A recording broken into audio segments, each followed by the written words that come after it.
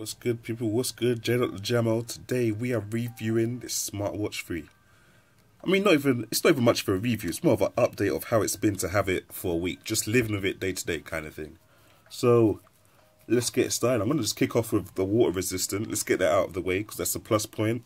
The IP68 certification of this device lives up to its standards. Been in the shower with it, been swimming with it, washed dishes with it. Anything, you name it, it's been wet. I've completely forgot that it's an electronic device. It's been on my wrist and no problems. Actually, I'll tell a lie, there is one problem. When it gets wet, when the screen gets wet, it seems to touch itself. Like, it will just randomly... I think it's to do with the... the technology of a capacitive display such as this. But when it gets wet, it starts registering random touches and starts touching itself, which usually won't matter because it will just mean the watch will keep showing the time every now and again. But sometimes, for example, if I'm using the watch to control my music through my shower speakers, which it also does, it's going to randomly change the song when it gets wet in the shower. Which, I mean, I do like a random selection, but sometimes you're in the middle of a good song, it gets wet, it changes the song. So that's one thing to do. GPS. Right, so when you get this app, when you get this watch, they give you an app with it. I can't remember what the app is called, but anyway, I'll put it in the link. Now, the app gives you all these recommended sports apps that you can use with the watch. Now, I would assume that if the app's been recommended, it's automatically going to work with the GPS that's built into the app. That is wrong. I have used... wait, let me see if I can get to the apps that I've tried to use and they haven't worked. I've tried to use Endomondo. Hold on, let me see if I can get onto that. Endomondo. I've used this Fit app.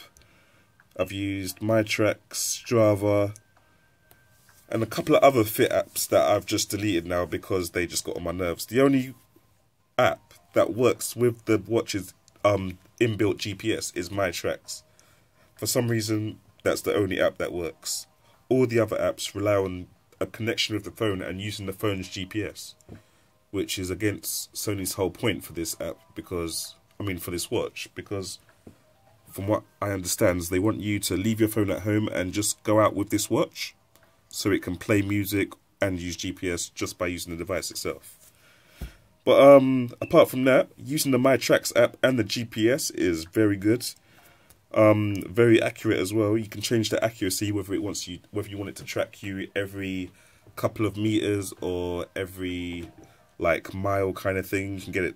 You can change the accuracy on it. One thing though, battery life. It's mentioned. I think it says 2 days. Is it 2 days? Hold on. Yeah, it reckons 2 days battery. I reckon you get just under 2 days. But that battery is significantly decreased if you use the GPS. So if you're going to do a sports run and you think you're going to go the rest of your day without charging it, think again. That's not going to happen. But no, all in all, the battery's, battery's quite good. It when did I plug it in? Let's say Saturday, over the weekend, I plugged it out on Saturday at 100%, or like 9 o'clock in the morning when I went to work, and didn't have to charge it again until Sunday evening about 10, 11, which is quite good because I was going to bed that time anyway, so, what else can I say? The notifications, it's brilliant. Having notifications sent straight to your watch, you'd think you wouldn't need it, but once you start getting it, you actually do need it. Like, for example, there's so many situations when your phone is just not in your hand. When you're driving, when you're doing exercise, even when you're at work and you're on a shop floor. I can see any text that I get and reply to it via voice just by scrolling up and down.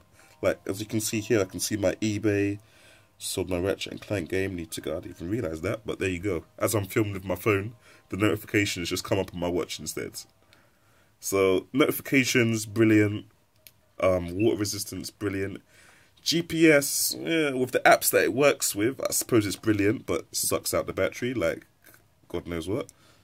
What else have we got?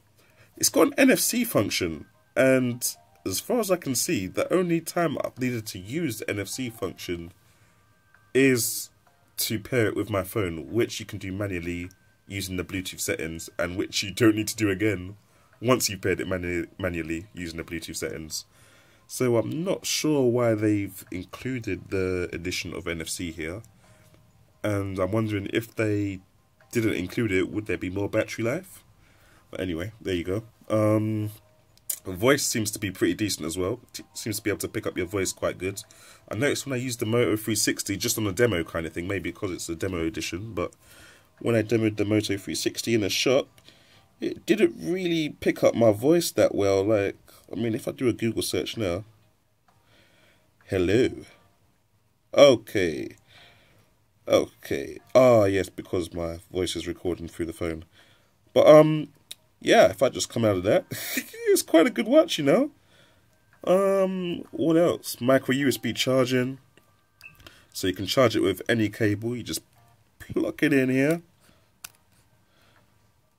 just in there like that. So the same cable that you use for your phone, for your HTC, Samsung, BlackBerry.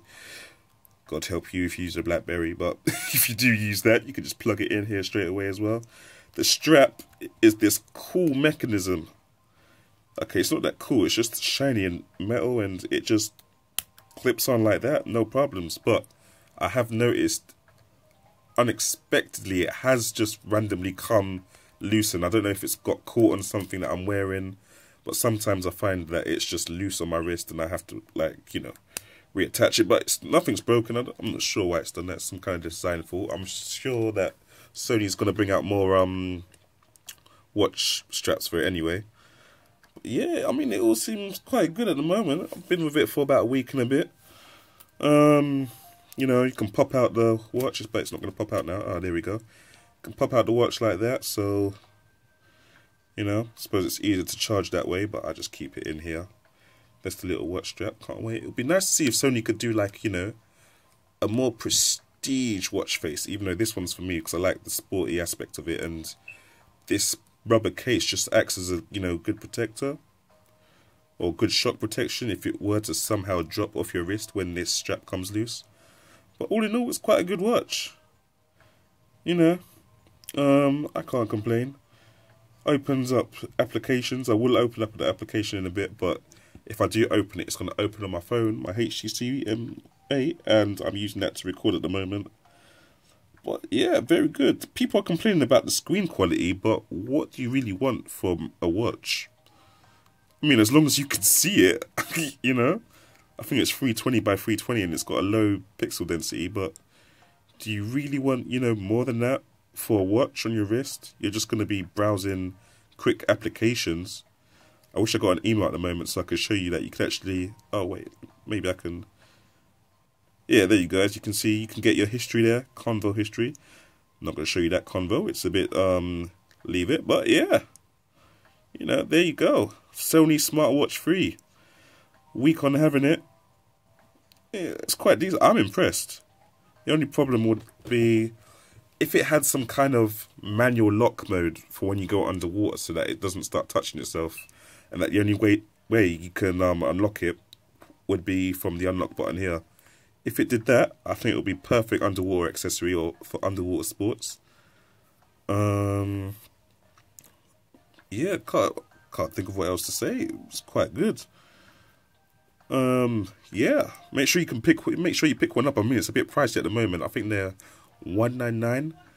But if you... Oh, Mum, I'm doing a video. I'm doing a video.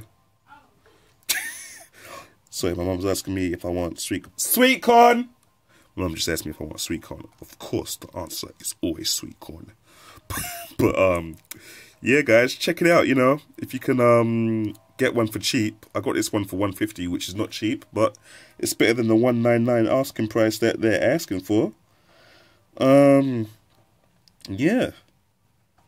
Hopefully I can find out how to actually put music on this device, because I heard you can play it through Bluetooth headphones, which I'm assuming I'll also be able to play it through my Bluetooth speakers as well. But, you know, I'll get back to you in another video if I can do that. Anyway, thanks for watching, guys. I'm out.